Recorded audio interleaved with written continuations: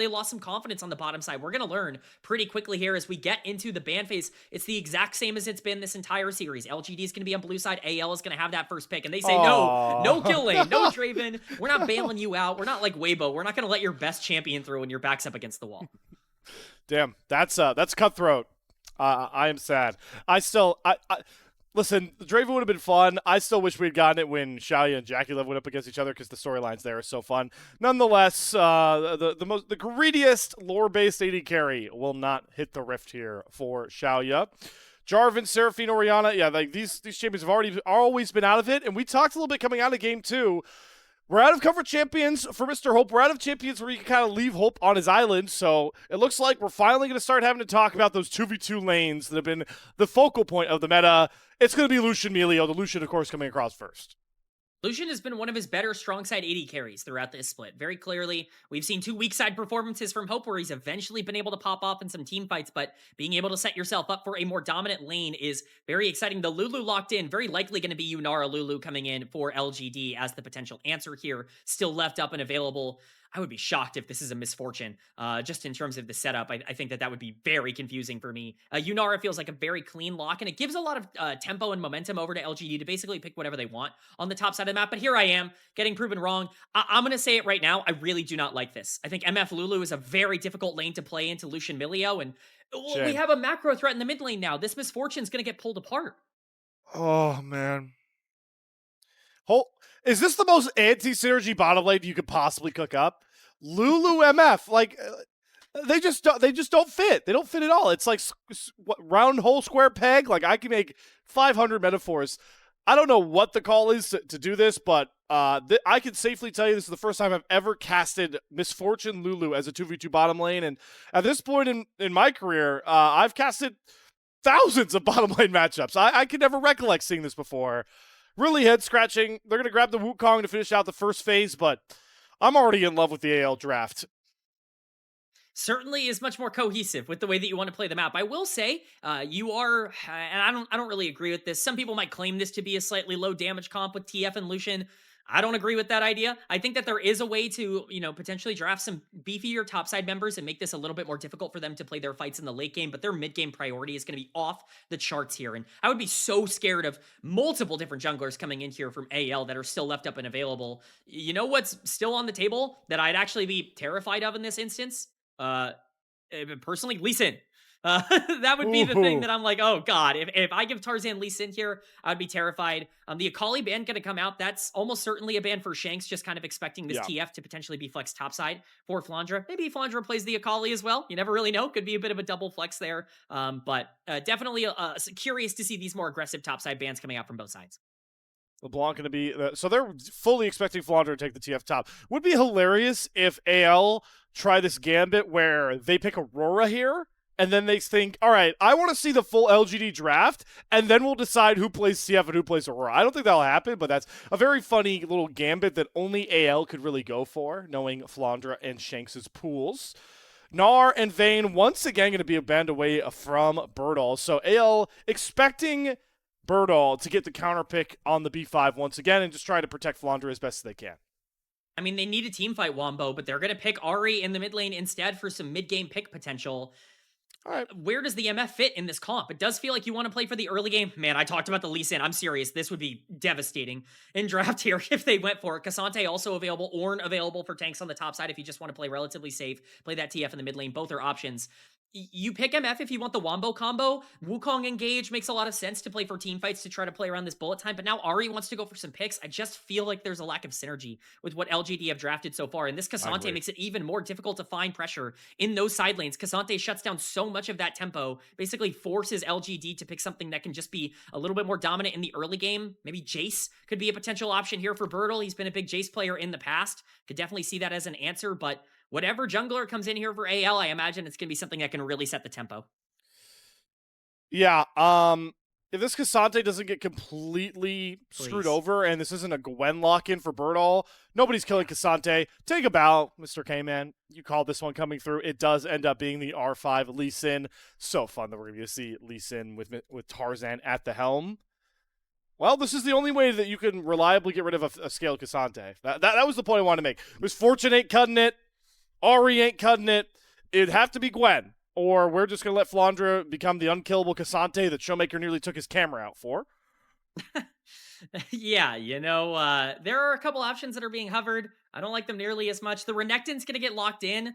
Renekton is a very different champion than I think what people kind of view him as right now, because he can be really effective on these flank angles in team fights, more so after a couple of the changes at the beginning of the year. That being said, what is the game plan here from LGD? How does this Misfortune fit into this comp at all? You really have no protection for her on the backline unless Lulu is just going to sit there. Renekton and Ahri are going to be looking for flanks to set up for a Wukong engage, but you're looking for a perfect team fight. This Lee Sin has so much agency in this draft. I am worried a bit about, I guess, the theoretical lack of damage coming in from AL in the late game, but if they get that early lead through that proactive tempo that they've so consistently been able to generate for themselves, they're not going to need that. That Lucian's going to be so out of control that you won't care. Cassante's going to be unkillable.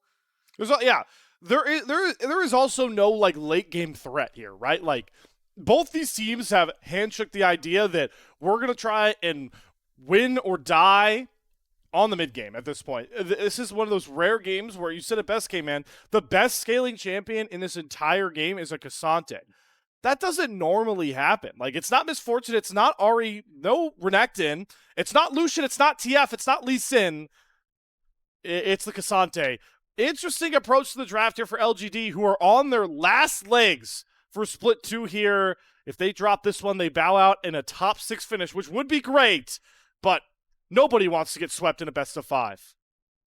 Nobody wants to get swept, and nobody wants to go out, feeling dejected. It looked like they were a bit tilted at the end of game 2 with the way that things broke down, the lead that they had that they couldn't keep going. This is their chance to fight back. LGD have already overperformed and shocked the world so much by even being here in the first place.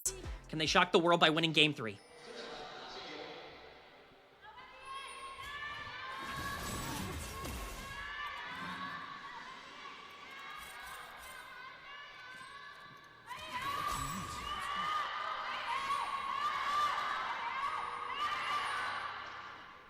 AL fans staying as loud as they were in Game 1 with our awesome Jaios, because they are feeling as confident as I'm sure Mr. Tarzan is, locking in the Lee Sin and looking to take over this early game. I'm curious what his path looks like. There's so many avenues. That's why Lee Sin is so fun.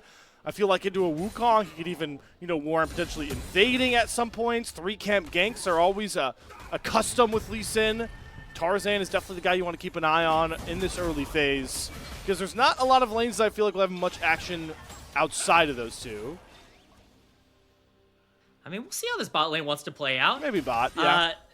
Honestly, MF Lulu, if there is an advantage to it, it's that you can pressure a ton in the first couple of levels. This is going to be a very scary duo to play a 2v2 against.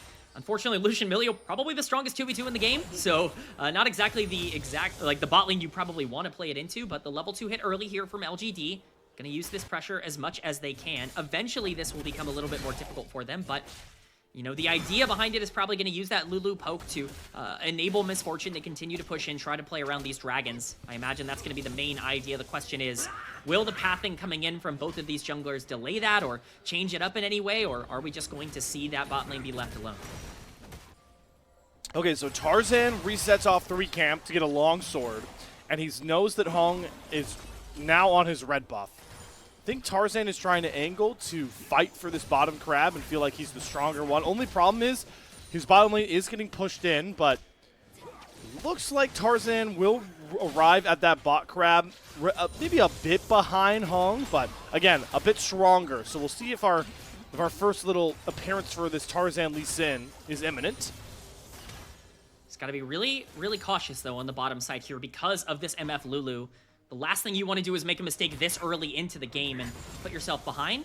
Both junglers are going to be level 4 approaching this crab, but if I'm Tarzan, we'll see how aggressive he wants to play this. Shanks is making his way down. They could be looking for this Wukong now.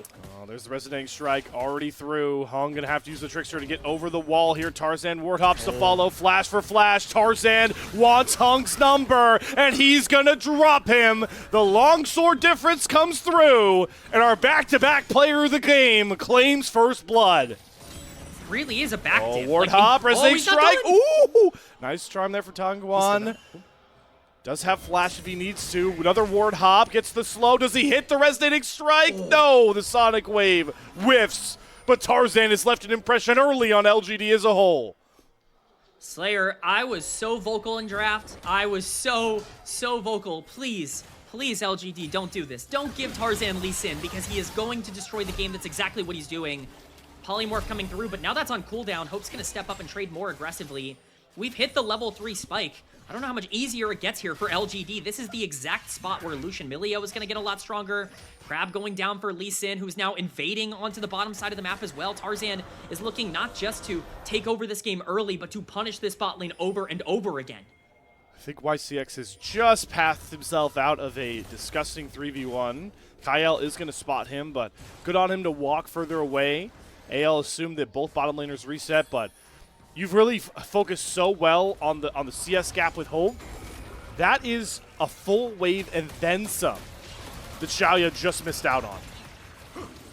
Oh, the bullet rain actually cancels the back. Okay, that's pretty significant, actually. Yeah, that actually does matter, at least a little bit for tempo here.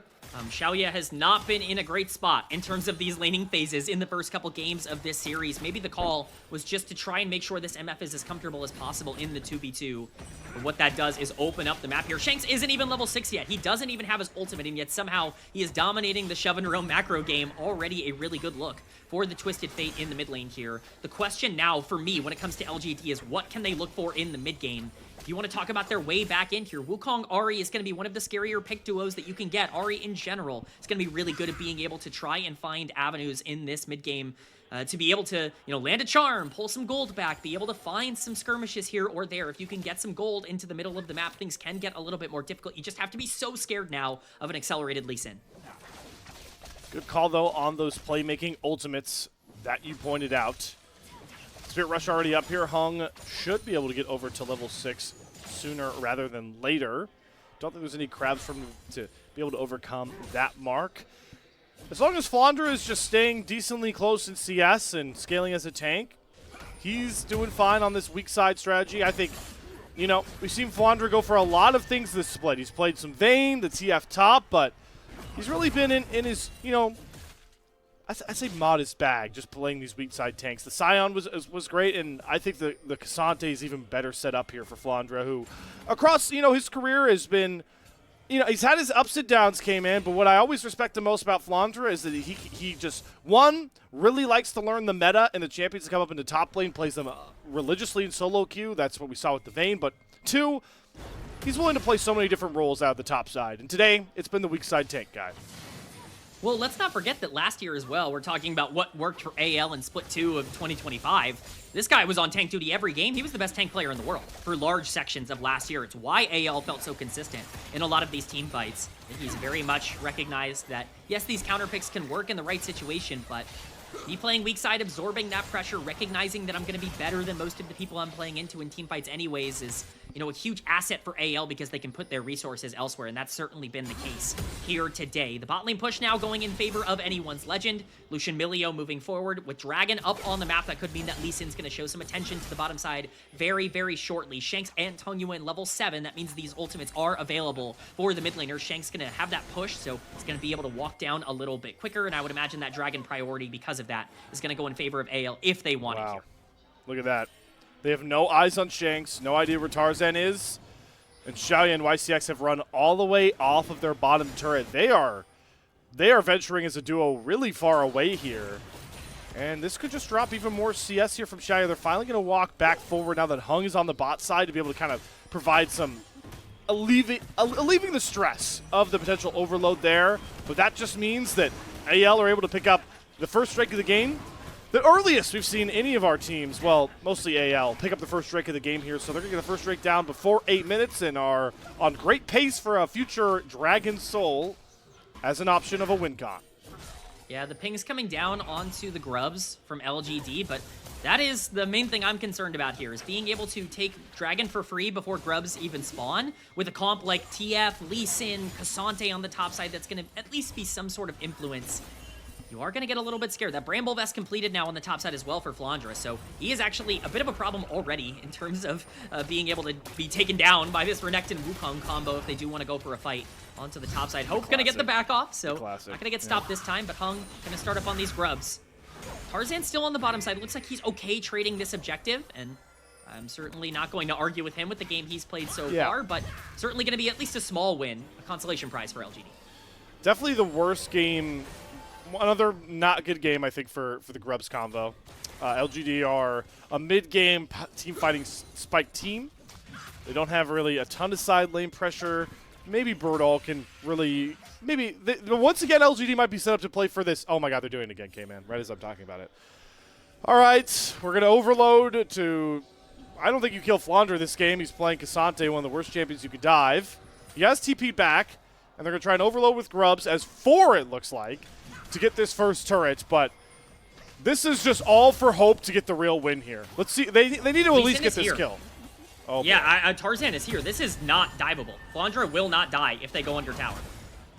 And there's no wave. The wave's already gone too. Nice to see AL kind of adapting and learning, and yeah, thank you to our observers go bot side. This is what we like to call AD carry heaven, folks.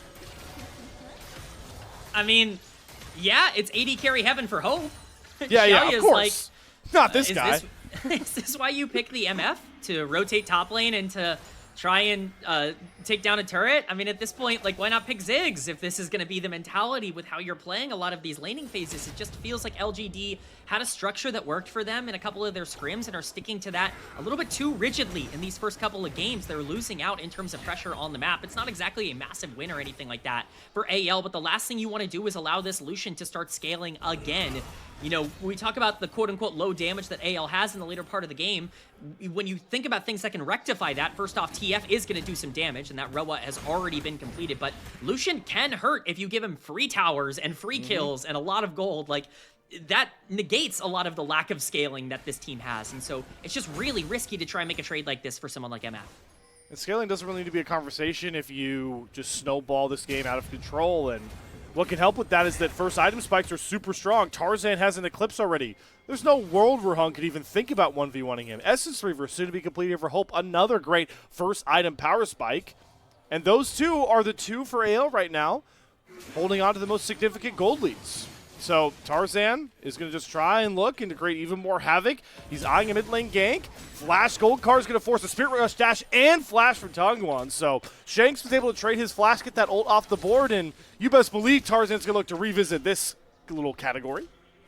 Incredibly worthwhile play for Tarzan to make. He shows up, immediately gets ult and flash out of the Ahri. Again, I cannot stress enough, LGD's biggest strength in the mid game here is their ability to find these picks through Wukong and Ahri. That's what you draft for. Bullet time's obviously going to be effective in these exchanges, but it's going to be so hard for you to find consistent setups against a team that can pull you apart macro-wise. That being said, they still are looking for that combo, but if you burn the flash, if you burn the ultimate on Tangyuan, if he can't actually play aggressive, if he's getting shoved in the mid lane, this Ahri is almost entirely negated in terms of what her actual strengths are of this comp. AL recognizing that well and making the point happen. Yeah? Okay, man. What is my misfortune building? Oh my god. Well. Okay, man. I'm going to go down a little bit of a tangent here. My NACL casters, I don't know if Raph is still out there listening. I had a bit of a mental breakdown in the old chat watching a Game 5 MF build. It was not even nearly as bad as this. I cannot believe that is a Serpent's Fang rush out of Misfortune. I'm actually appalled, folks. I'm not appalled by that though. Holy Warthog Dragon's Rage kick. We thought he was going to revisit the Ahri. No Spirit Rush, no Flash, and Tarzan's got another. I'm sorry, Slayer. We might be getting 24 out of 24 of these votes. This Lee Sin is popping off in this game. I'm still trying to mentally process Serpent's Fang Misfortune on the bottom side of the map here, but, you know, that'll be saved for another instance. Shanks is using his ult on the bottom side. We might be worrying about this MF a little bit sooner than we thought. This wave is going to get pushed in. I was curious if they were going to die, but Wukong might be the target in the mid lane as well. It's just going to be Dragon. Perfectly fine to take the objective. Who cares about these, you know, picks that we're looking for? We're going to get free picks. We're going to capitalize on the burn flashes, and we're going to get the objective because of it. As the TP comes down in the mid lane, Ahri still has no flash. All right. Going to jump on with the Cyclone on top of Shanks. He doesn't have flash either. And the Spirit Rush back up for Tango. I'm going to hit the Charm, force the Breath of Life. Hope is able to get himself out. There's that pick potential LGD drafted for, and they're able to get AL off of that Mountain Drake. Tarzan's strong, but are AL feeling this brass to try and force their way back in to play for the Dragon stacking? LGD are out of a lot of their critical ultimates. Dragon not low enough. Sonic Wave going to connect. Immediate Wild Growth comes out into YCX. Hope going to drop the Coling. YCX using the Dragon as a protection. The TP from Flandre coming through here. Burdol does not interrupt. All of a sudden now, AL feeling a lot stronger. YCX double tap down and a flash out of the pit from Shaoye. AL are just that strong, and they're able to get the second Drake of the game.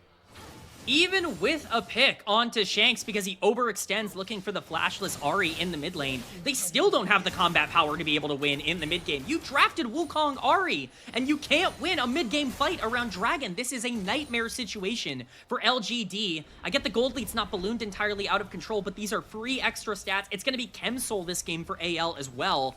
This is going to be such a difficult game for them to be able to find their way back in. And again, I know I apologized earlier for this, but Slayer, we really are looking at a Tarzan masterclass. This Lee Sin was a mistake to give over, and I think we very much are on our way to potentially seeing 3 straight MVPs for a player that we needed to see step up today. Let's not forget, we had major questions about this team's mid-game macro. Look at the way that they're playing the map right now. It's everything we could have wanted. Hey, listen, I had to go to bat for my Ezreal. I'll always have to go to bat for my great Ezreal performances, but the one thing that I will always hold true, it's never a bad thing when Lee Sin is in the meta, because it is one of the most fun champions to watch the best of the best navigate on.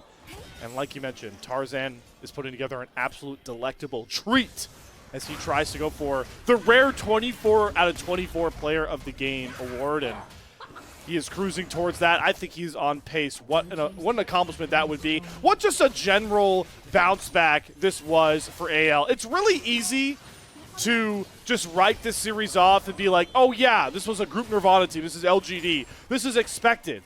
But you have to factor in momentum. You got to factor in the stakes for a team like AL to be in the lower bracket.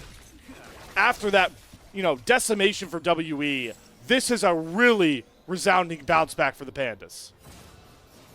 I completely agree. AL has looked fantastic so far. I will say, we are talking them up. This game isn't over quite yet. LGD definitely have some ways back in. When you draft the MF, you draft for the combo, right? You draft for this bullet time to eventually make a big impact. And, for as much as we talk about them not having a ton of synergy within their comp, you land a Cyclone, maybe even a Wild Growth knockup onto some primary members here in a team fight. You get a couple of seconds of that bullet time off. That could be enough to allow the Renekton and the Ahri to be able to play out some of these exchanges a little easier. Right now, unfortunately, that bullet time just used to clear the wave. Luckily enough, they're going to keep that turret alive, but you got to use those big cooldowns just defensively at this point. You're in a very scary spot. I think that's a good play from Shaoye. You look at the objective timers right now. Chemtech Drake is still about 2.5 minutes out. Nobody's going to really dance with Baron with such a low gold lead, so bullet time should be back and available before Shaoye is really going to have to use that to bring the hurt and shred some shields. He's going to have to shred those shields. He certainly invested into it. That he did. He's definitely saying that that's his job this game, and will be, along for the ride. I do get a little concerned about the way that these mid-game skirmishes go if you don't have a river priority, but with 2 minutes left until this dragon spawns, this third dragon of the game, it will be soul point for AL. LGD are going to drop that Rift Herald that they were able to get. See if they can get some gold off this. Crashed into mid-tier 1. They have brought all 5 members here, Burdol as well, but the minion wave is gone. Calling down from home to some light poke. Forces the polymorph out of YCX. Here's Flandre arriving to the party. Burdol going to have to worry about a Natofo Strikes pullback, but he's able to dash out of that range. AL able to keep their mid-tier 1 turret up. Just some plates gain there for LGD. I mean, it's gold, and gold, I guess, is important. Unfortunately, where you look at where the gold is on AL, obviously TF has a gold lead. Shocker. That's going to happen in a game like this, but 600 gold up on Tarzan. He's hitting level 12. He's getting closer to that second item spike. If he can get that before this dragon spawns, that's a huge game changer. It basically makes it completely unfightable for LGD if they wanted to go for that play. More importantly, I'm looking at, the bot lane being a big problem. This is the power spike for Hope. He has hit that 2 item, big spike, and especially with Shaoye building, Serpent's Fang into potentially LBR, second item here on the other side. This is going to be a very big Lucian, and I'm not sure the MF is going to have the power to be able to answer. There's definitely a very vast difference in power dynamic going on. That's all I'm going to say. IE, once the IE does come through, Hope is going to be very, very scary into a team that is just not tanky enough to deal with a Lucian with the constant protection of this Milio. Tangyuan is committing to a very deep little flank setup. Flandre just saw that plank get used. He's going to use the blast cone to actually go over Tangyuan. And then Heng is going to use another enhanced blast cone to leave. And my mid laner is yet to move. He is really investing in this covert operation. Secret agent Tangyuan. He's absolutely made his way behind enemy lines. They have no clue. All right, let's see if he can find a clutch charm. He needs to look for, hope to find that, but I don't think his flank's going to manifest because Flandre's going to push tempo. There's Tangyuan finally going to go after Hope. He's going to flash, get the Breath of Light, desperately trying to kite away from Heng and Tangyuan, but the Milio healing is enough to buy him time to make sure he trades 1-for-1 as Flandre goes all out and gets Shanks the double kill, and off to the bot side, Tarzan kills off a little Lulu. YCX down, and now the flank setup, the covert operation has been exposed for Tangyuan, and his solo lane partner in Toad is trying to desperately run away, but they've run out of space. They're caught between the two giant pillars of AL's turrets, and they have routed this flank, they have routed this fight, they have routed this game. Ace, anyone's legend. LGD look for the thing that their comp is set to do. Flank angles onto the Lucian. Even with finding it, they just don't have the damage. Everybody's way too separated.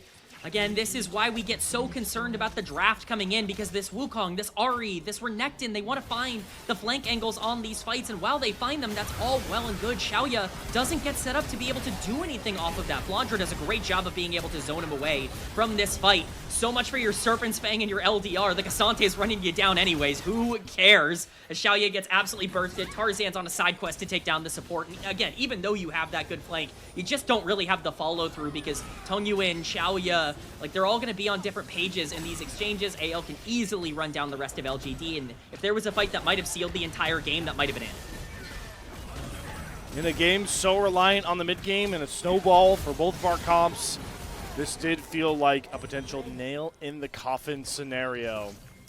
AL now break open that gold lead to about 3.5 thousand. They're also on Chemtech Soul Point, which they will have access to at about the 25-minute mark. Don't need to do much more but wait for that mark unless they want to get a little frisky and start testing their damage output. That's a culling onto YCX from Hope, but not much more to be found there. It's just going to be a bit of waiting here for AL. And maybe trying to see how desperate LGD want to get to try and close this gold gap. I do want to say, we were talking about this a bit in game number 1, and we talked about the head-to-head. Tangyuan's actually been pretty good in this series, but this is Shanks' game where he's stepped up. I understand some of that gold lead is a bit fictitious because it is, of course, a Twisted Fate, but his roams, his ability to find priority targets with gold cards, and his positioning generally in these fights with the, of course, pick onto Ahri as the main exception have been really, really solid. He's in a really good spot now to be actually a pretty big threat in the later part of the game. I think people very much misrepresent what TF is and say that he does no damage. Nobody who's ever played against a Fed TF believes he does no damage. That I can promise you. That champion will be hurting in the later part of this game, and for somebody who I think started the series a little slow, he's going to make an impact now. Destiny met with an immediate charm. Has rapid fire cannon, by the way, too. So he's 3 items deep. These yellow cards are going to be coming from halfway across your screen. Didn't have to use any ults or flashes to get away from that pick play from Shanks. So a low-value Destiny as he lands another yellow card and shows off exactly what K-Man's talking about. That's hung down to about half HP. Resonating Strike lands here from Tarzan. Another yellow card down. Another Sonic Wave, just rinse and repeat, bullying LGD out of their own jungle. Tarzan will finally go through with Resonating Strike. It's another combo. Just on to Burdol, the tankiest member, but they have shoved LGD all the way back to their mid-tier 2. I mean, it's 22 minutes into the game, and it feels like the map has just fallen apart completely for LGD.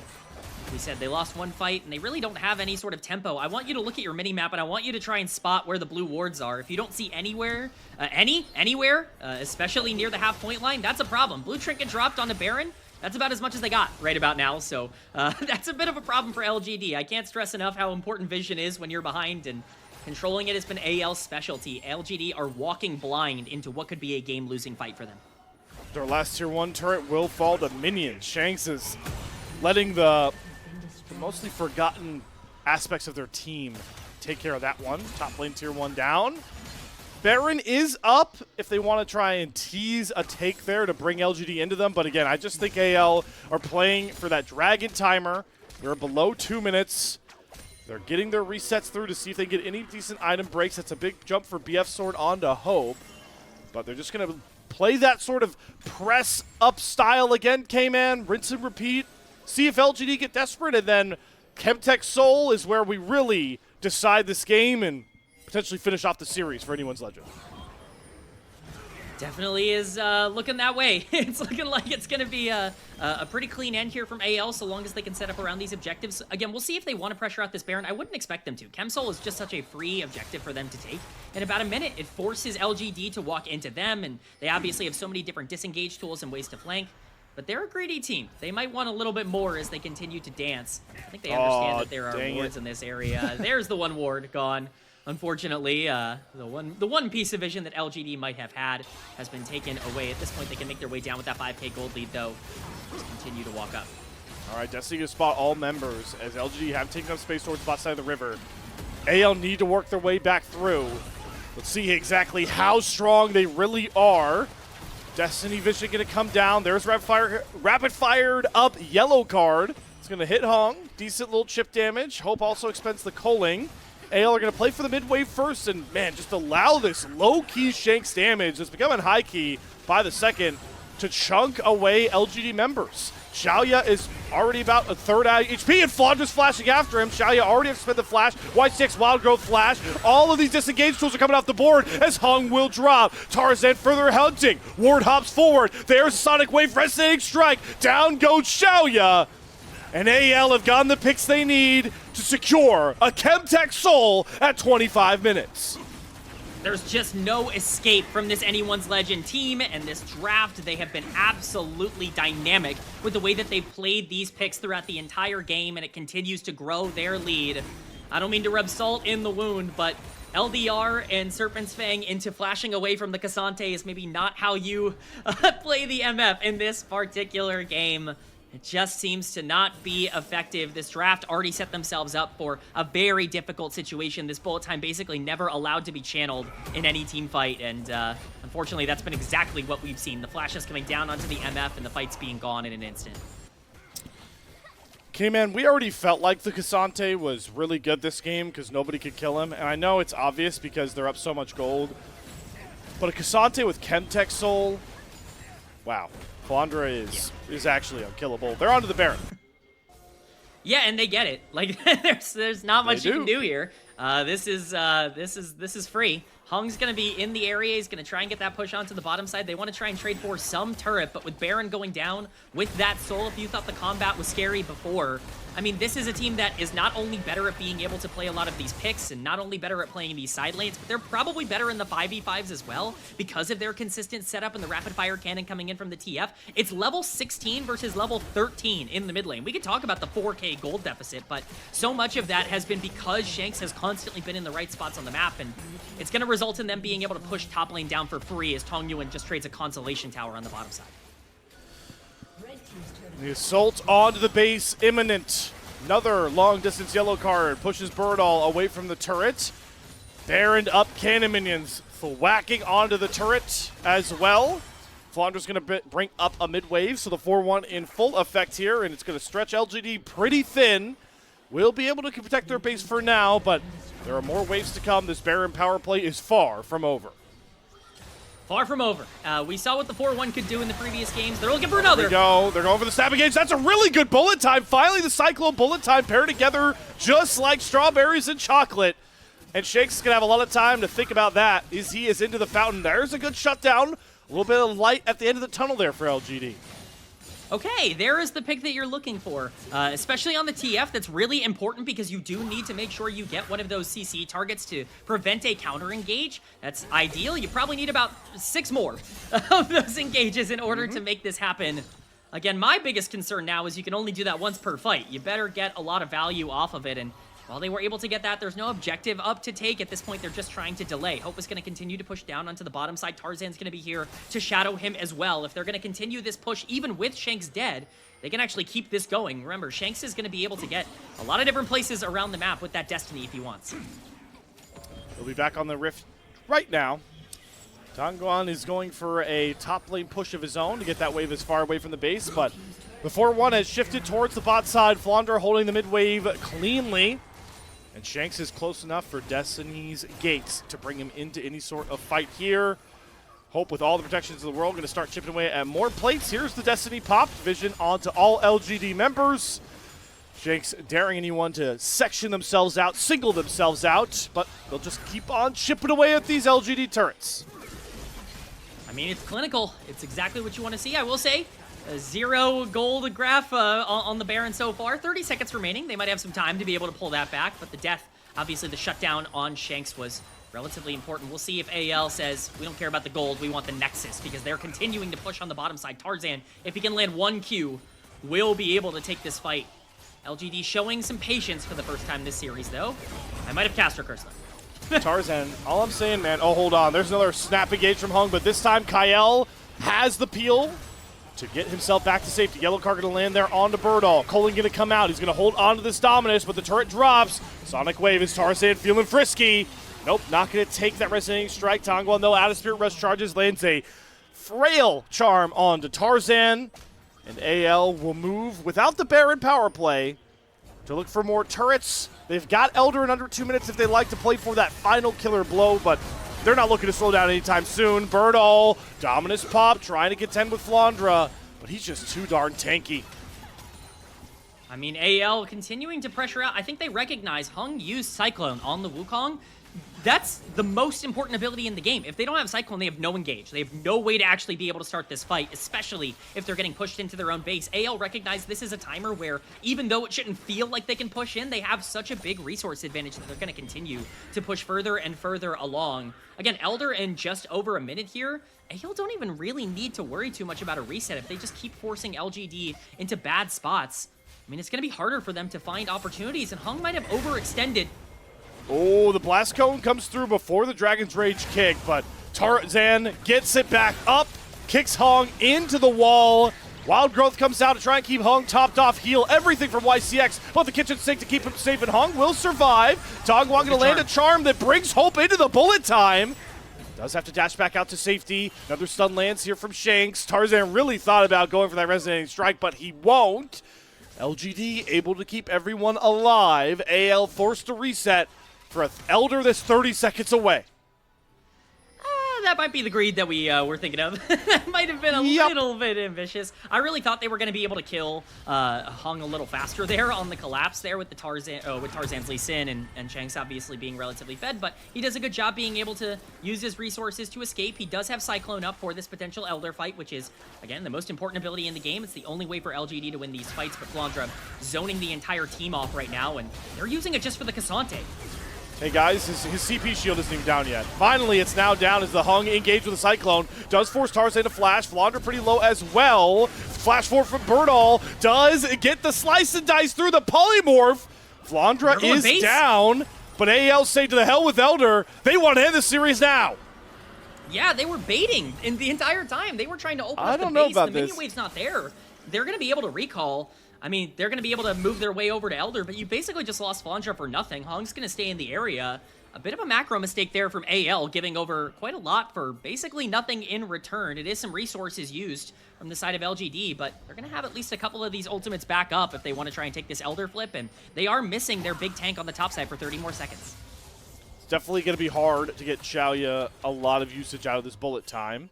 Without that Cyclone, still about halfway away from its charge coming back up.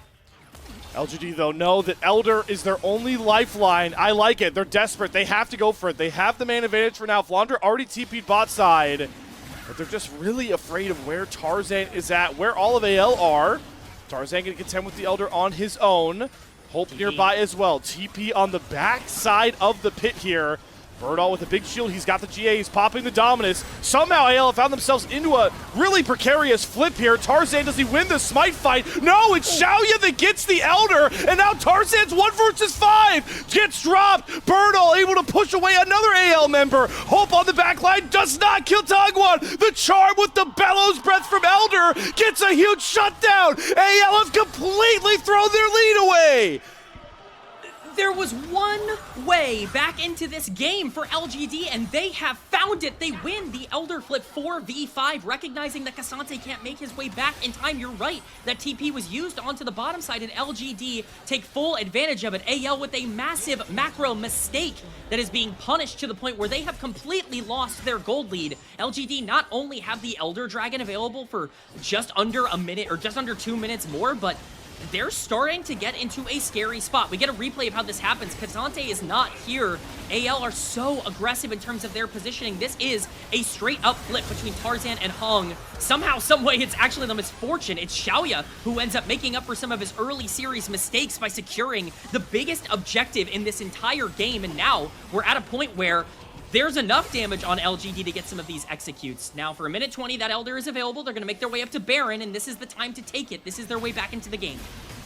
Shaoye is one of the wackiest MF builds I've ever seen, but he is now up to full crit with the Phantom Dancer completed. With Elder still in their control, there's no world AL can ever stop this Baron. A minute's time where LGD are going to have Elder and Baron, usually the death sentence of a game, that AL now have to contend with. Oh my god, the bullet time. Why not? Oh, Kitang will get close enough for the Elder reset. No. Shanks is able to survive. That's a huge minion wave. I think LGD might try and ride this through to end the game here.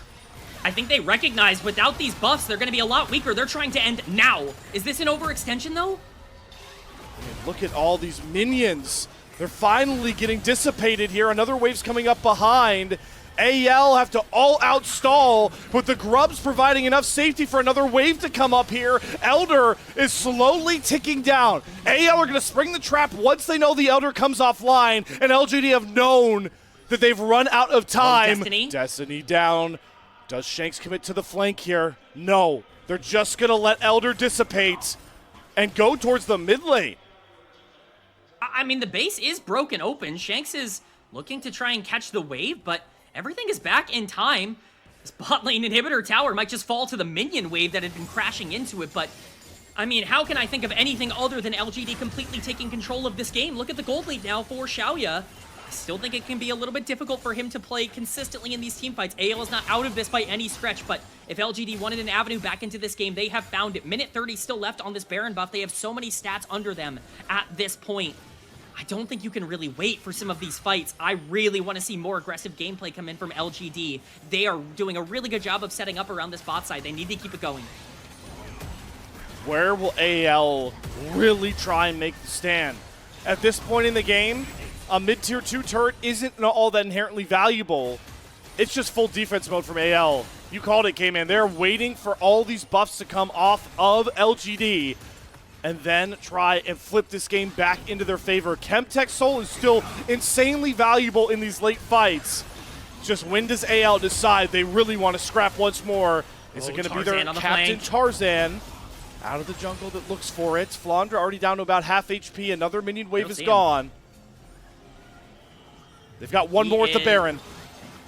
Yeah, he has made his way out. He's not going to look for the flank. That's going to be the tower going down. LGD going to utilize this Baron for 30 more seconds to try and get this inhibitor. I don't think they have the push, but they're certainly going to try and get it. Shaoye going to take a decent chunk there from Hope, who still has a lot of damage with the range, extra range Milio gives him. Bot side, the last Baron wave. This is the last one they'll get in the mid lane, but Tarzan and Flandre cut down the bot lane one. And this is the Baron going away. Do we see AL try and spring the trap now? LGD are a bit sectioned off away from each other, but they don't feel comfortable doing it. Their base is still broken into. The super minions pouring in. We are going to play for a second Elder in a game that we thought was all but over. Importantly, though, a second Elder with the base broken open for LGD, with supers pushing in onto the top side. It's going to take a ton of tempo for AL to be able to push out that top wave to the point where they can contest this Elder consistently. And notably, the mid lane inhibitor has respawned for LGD at this point. And so they absolutely have a wave control advantage in this instance to be able to set up around this Elder. This is the game. Whoever wins this fight, whoever gets this objective, they will win everything. There are plenty of ways for LGD to play off that combo. This bullet time is going to make or break everything. If AL can stay away from it affecting too many members, they can still win this fight with the comp that they have, but LGD have the tools and they have the gold to be able to take this one to AL and make the comeback very real. Such a tough spot for LGD. They were such a scary threat those last couple of minutes, but they still need to recognize they are into a Chemtech Soul team. The gold is close enough that they need to make the plays, but Tangyuan and Heng have found Tarzan. He immediately goes into the G8. You can eat a yellow card as the Coley comes down on Heng. The Wild Growth won't save him. Tarzan is able to dash back out to safety, and without Heng, LGD don't have a shot in the world at Elder, but AL don't care about Elder. They've got Shanks flanking with the yellow card. Burdol tries to go after Hope the bullet time, won't find its mark because Shanks stuns and kills off Shaoye. Burdol gonna drop into the GA, and all of LGD are scattered towards the wind. Tarzan might have been picked off. The GA to rescue him. AL mess around and nearly throw away game 3, but they are going to accomplish their goal, bring out the brooms, and sweep LGD out of the playoffs. One heart attack later, and AL is pushing down the mid lane. Tarzan baits everybody with the Guardian Angel on his side. The true king of the jungle shows up once again, and AL are happy to take the fight to LGD. It may have been close, but close doesn't count. AL are going to charge down the base. Ooh, it was a scary, scary prospect for the last couple of minutes, but it is nonetheless an AL 3-0 sweep. They move on in the lower bracket.